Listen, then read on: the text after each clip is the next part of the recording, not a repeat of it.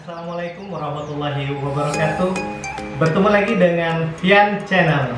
Hari ini kita akan menjelaskan tentang apa-apa saja jenis kain tenun songket sambas dan apa itu jenis-jenis daripada motif kain tenun songket sambas. Kemudian kita juga akan menjelaskan nanti tentang struktur dari pembuatan kain tenun songket sambas. Pada hari ini saya akan menjelaskan bahwa tenun songket sambas itu pada dasarnya dia memiliki 8 jenis kain tenun. 8 jenis, bukan 8 motif, 8 jenis kain. Apa saja 8 jenis kain ini? Yang pertama yang biasa dikenal oleh masyarakat Kabupaten Sambas, jenis kain yang pertama yang biasa mereka kenal yaitu yang mereka sebut dengan kain padang tibakar daging. Apabila kain di dasar kainnya ini memiliki motif yang penuh, full pada dasar kain seperti ini, padang tibakar daging, maka ini disebut dengan kain padang tibakar daging. Kainnya penuh, benang emasnya penuh, memenuhi dasar kain secara keseluruhan, hampir tidak ada celah di dasar kainnya. Ini yang disebut dengan kain padang tibakar daging. Perlu juga saya jelaskan bahwa dalam penggunaan bahasa atau penamaan dari setiap nama-nama motif atau nama-nama jenis kain, itu bahasa yang memang melekat pada namanya, pemberian namanya itu biasanya menggunakan bahasa Sambas asli atau bahasa Melayu Sambas tempo dulu bahkan. Nah, seperti padang tibakar daging itu bahasa Sambas zaman dulu dan masih melekat, dan itu menjadi identitas dari kain tenun Sambas. Sehingga tidak bisa dipungkiri lagi bahwa ketika kita mengenal nama-nama motif, nama-nama jenis dan menggunakan bahasa asli Melayu Sambas, itu tentunya kain ini asli berasal dari Sambas. Selain daripada jenis yang pertama tadi yang silakan kain padang tibakar daging, untuk urutan yang pertama, ada lagi urutan yang kedua itu yang dikenal oleh masyarakat dengan kain kain bertabur atau kain dunggi. Nah, ini jenis kain yang kedua. Jenis kain yang kedua kain padang bukan kain bertabur. Ini kain bertabur. Karakternya ada motif satu-satu bulat-bulat dan ada jarak. Nah, dia tidak terlalu penuh full pada dasar kain, tapi dia ada jarak. Kain bertabur. Dan jenis daripada kain ini itu umumnya satu bunga, satu corak yang digunakan atau 2 corak. Bisa saja dia ini satu bunga, kayak ini kan bunga sapar perangi, hanya satu bunga yang dipakai dalam kain ini. Tapi ada juga kain bertabur, tapi dia menggunakan 2 atau 3 corak digabung dalam satu helai kain, tapi tetap dia berjarak, ada jaraknya. Dia tetap disebut dengan kain bertabur. Nah, di bagian tengah tetap ada bagian pucuk hubung, ini bagian puncanya. Nanti akan kita jelaskan bagaimana struktur kainnya. Ini kain yang kedua, yaitu kain bertabur daripada kain tenun songket sambas. Kain yang jenis kain yang ketiga yaitu kain berturus. Nah, ini jenis kain berturus. Ini karakter kainnya. Nah, ini dia. Apabila memanjang dari atas ke bawah, coraknya ini yang disebut dengan kain berturus. Antara bagian punca atau tumpal dengan bagian dagingnya ini sama, menggunakan corak kain berturus atas bawah. Di bagian belakang juga sama. Nanti akan saya jelaskan di dalam jenis kain ada motif apa saja. Selain dari jenis kain berturus, ada lagi jenis kain petak. Nah, ini jenis kain petak nih. Cantik warnanya oranye. Nah, ini kain petak. Yang membedakan dengan kain yang lainnya tadi apa? Dalam proses pembuatan awal, ini benang-benang dasar ini sudah dibuat bentuk petak. Maksudnya dalam menenun awal ini sudah dirancang bentuk petak-petak di dasar kain. Ini warna dari benang dasar yang membentuk petak ini, warna benang dasar, bukan benang emasnya. benang emas dia tetap berada di lapisan lebih atas. Nah, yang di dasar ini yang membuat bentuk petak ini adalah warna benang dasar. Ini yang kita sebut dengan kain petak. Mengenai dengan warna-warnanya itu variatif tergantung selera. Ini kain petak. Jenis kain yang selanjutnya yaitu kain berkala. Kain berkala sudah ada berapa kain tadi? 1, 2, 3, 4. Nah, ini kain yang kelima. Jenis kain yang kelima yaitu kain berkala. Kain berkala yang menjadi karakternya adalah adanya warna-warni di bagian tabur atau kadang di bagian tengah dari corak. Kita sebut dengan bagian inti dari corak. Ini biasanya ada beberapa warna benang yang bervariasi. Nah, ini kita sebut dengan kain berkala. Masalah bahan bakunya, jenis motifnya sama aja dengan kain-kain yang lain. Yang membedakan ini tadi di antara motif-motif yang penuh tadi di bagian dasar kain itu ada di bagian tengahnya ini kita kasih satu motif yang warnanya kita beda-bedakan. Di sini kebetulan menggunakan warna biru dan warna silver. Nah, untuk bagian warna dari dominan coraknya ini menggunakan warna merah marun. Ini benang emas. Nah, ini yang disebut dengan kain berkala. Bagian tumpalnya sama, tetap 7 rebung. Bagian belakang juga sama. Kita kenakan coraknya sama. Ini jenis kain yang kelima. Kemudian jenis kain yang keenam yaitu kain cual. Nah, ini juga selain dari kain tenun songket, Sambas juga memiliki satu lagi kerajinan yaitu tenun ikat yang biasa disebut oleh masyarakat Sambas sebagai kain cual. Kain cual pada awalnya dulu itu dibuat dengan karakter polos, maksudnya tidak menggunakan motif benang emas atau benang perak di dasar kainnya. Hanya yang membedakan dalam kain cual ini itu di bagian dasar kain dia ada semacam corak-corak yang dibuat dari hasil pewarnaan, dari hasil penyikatan. Terlebih dahulu diikat. Ini diikat dengan daun pisang, kemudian melalui proses tertentu, dihitung dengan perhitungan tertentu, kemudian dicelup dengan pewarnaan sesuai dengan keinginan, barulah ditenun menjadi kain cual. Ini yang menjadi karakternya. Dulu kain ini dibuat seperti ini, khasnya seperti ini, polos. Walaupun di tengah tetap kita buat seperti kain ada tumpalnya, tapi tetap dengan benang, tidak ada sentuhan benang emas ataupun benang peraknya. Nah, tapi sesuai perkembangan waktu, kain cual belakangan dia divariasikan dengan kain bertabur. Jadi ini dikawinkan dua jenis kain antara kain cual polos dan kain bertabur seperti ini tadi. Ini digabungkan, dua karakter kain ini digabungkan, jadilah di kain yang ketiga yang disebut dengan kain cual bertabur. Nah, ini di kain cual bertabur. Kain cual bertabur penggabungan dari kain cual polos dengan kain bertabur atau kain lunggi, akhirnya terciptalah kain cual bertabur seperti ini. Ini kain yang ke-7. Ada 7 jenis, dan yang terakhir akan saya jelaskan penggabungan antara kain cual polos, lagi-lagi kain cual polos, dasar kainnya digabung dengan jenis kain padang dibakar daging yang kain pertama tadi. Jadi penggabungan, digabungkan karakter kain yang cual polos dengan kain padang dibakar daging, terciptalah dia kain yang ke-8 yaitu kain pelangi. Ini yang disebut dengan kain pelangi. Nah, ini di background dasarnya ini itu kain cual, kemudian ditimpa atasannya kita sebut dengan bagian pakan itu dengan atau corak dengan benang emas penuh, yaitu karakter yang dimiliki oleh kain padang dibakar daging. Inilah 8 jenis kain tenun songket Sambas: kain padang dibakar daging, kain bertabur, kain berturus, kain berkala, kain petak, kain cual polos, kain cual bertabur, dan kain pelangi.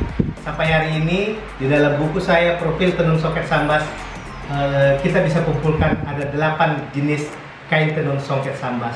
Itu jenis kain. Kemudian yang disebut dengan motif atau corak dari kain itu beda daripada jenis. Kalau jenis hanya 8, hanya menggambarkan bagaimana bentuk umum daripada dasar kain, itu jenisnya. Bentuk umum dari dasar kain.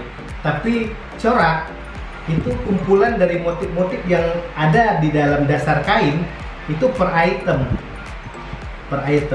Seperti ini. Nah, ini corak. Kita akan jelaskan corak. Apa-apa coraknya.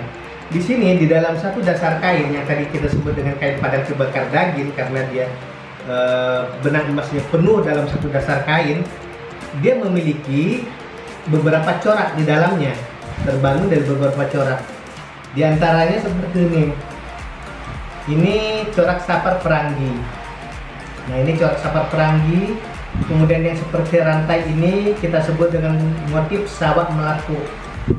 Motif sawah melaku yang besar ini seperti rantai melingkari dari motif sapar perangi. Kemudian yang kecil-kecil ini kita sebut dengan bunga rumput. Ini bunga rumput. Kemudian di bagian dasarnya lagi ada seleko, yang ini gigi balang. Ini motif gigi balang, ini pucuk rebung. Nah, ini ada motif bunga melur dan banyak lagi. Biasanya di dalam satu dasar kain, satu dasar pembuatan kain seperti padan kebakar daging seperti ini, itu ada belasan item motif yang tergabung, belasan item corak sampai puluhan item. Seperti kain ini, itu pernah dulu saya pilah satu persatu, coraknya kurang lebih 26 sampai 30 item corak yang tergabung dalam kain ini. Nah, begitu juga dengan kain lainnya. Itulah juga salah satu yang menjadi dasar dari penilaian sebuah harga kain atau nilai kain. Ketika percampuran dari penggabungan dari beberapa item corak itu banyak dalam satu kain. Nah, itu kita jelaskan corak dari kain. Corak kain sambas itu yang terkumpul sampai hari ini sangat banyak. Mungkin bisa sampai ratusan item.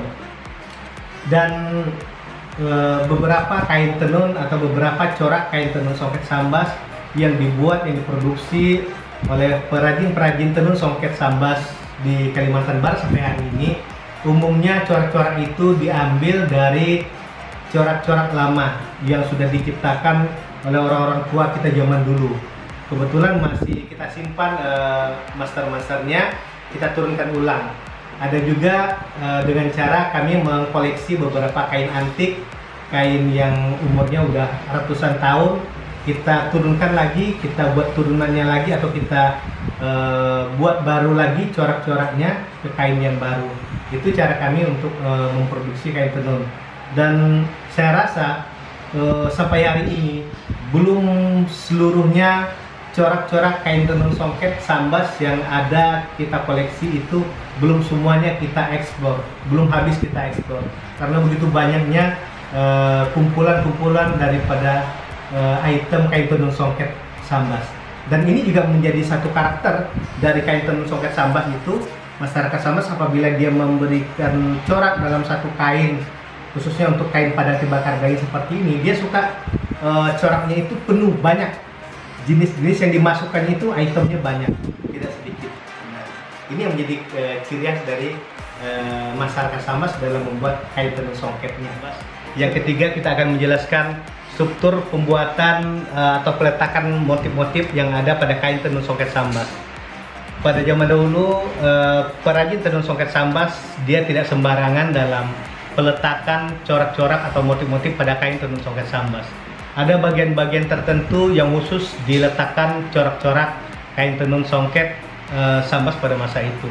Dan sampai hari ini ada beberapa kain yang masih dibuat lengkap sesuai dengan strukturnya. Salah satunya kain ini. Dalam kain tenun songket sambas ada bagian-bagian yang dipilah, seperti bagian pinggir seperti ini yang motifnya sangat dominan. Itu kita sebut dengan bagian daging kain.